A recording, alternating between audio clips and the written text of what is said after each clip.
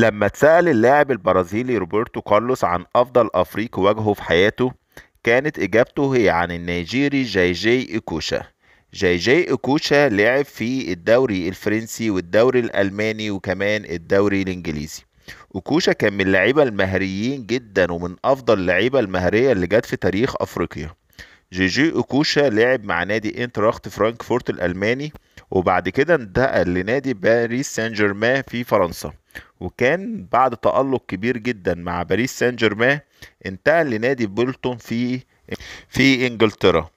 جيجي أوكوشا كان من اللعيبة اللي ممكن تمتع عينك لما تتفرج عليها بمهاراته العالية جدا.